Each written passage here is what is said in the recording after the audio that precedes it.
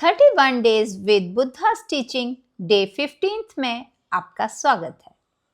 भगवान बुद्ध अपने अंतिम समय में थे। सबको लग रहा था अब वो किसी से नहीं मिल पाएंगे। तभी एक अजनबी व्यक्ति आया और जानते हैं वही भगवान बुद्ध का अंतिम शिष्य बना। तो प्रॉब्लम ये है कि हम सोचते हैं अब समय निकल गया और हमारी यही सोच सुअवसर को खो देती है। भगवान बुद्ध ने हमें सिखाया कि सही अवसर का कोई वक्त नहीं होता। जब हम सही निर्णय ले लें वही सही वक्त है। कुशीनगर में भगवान बुद्ध अपने अंतिम समय में शाल वृक्ष के नीचे लेटे हुए थे। उनका शरीर अत्यंत दुर्बल हो चुका था, इसलिए आनंद किसी को भी उनसे मिलने नहीं दे रहे थे।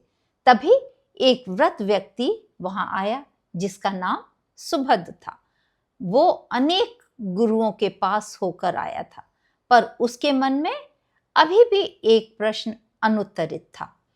उसने आनंद से कहा, बस मुझे एक बार बुद्ध से मिल लेने दीजिए, मेरे मन में एक प्रश्न है। आनंद ने मना कर दिया, पर भगवान बुद्ध ने उनकी बातचीत सुन ली।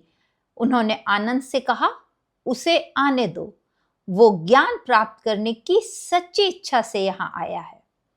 सुभद्र जाके भगवान बुद्ध के चरणों में बैठ गया और बोला, भगवान, क्या वास्तव में ऐसा कोई मार्ग है जिससे मनुष्य को दुखों से मुक्ति मिल सके?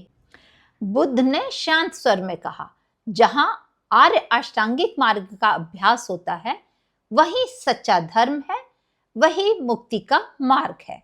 और इन कुछ शब्दों से ही सुभद्र का जीवन बदल गया। उसने बुद्ध की शरण ली, भिक्षु बना, धर्म पर चला, साधना की और अरहत्व प्राप्त। इस प्रकार सुभद्र भगवान बुद्ध के अंतिम शिष्य बने। इस कहानी से हमें यही सीख मिलती है कि सीखने के लिए सही समय कल नहीं, आज है। जब तक आपकी सीखने की इच्छा है तब तक बुद्ध का मार्ग खुला हुआ है। आज का अभ्यास, कोई एक ऐसा काम चुनिए जिसे आप वर्षों से या महीनों से बराबर टाल रहे हों और उसको करने के लिए एक छोटा सा कदम बढ़ाइए। याद रखिए, किसी भी काम की शुरुआत एक कदम से होती है, सही समय से नहीं। आज के लिए इतना ही।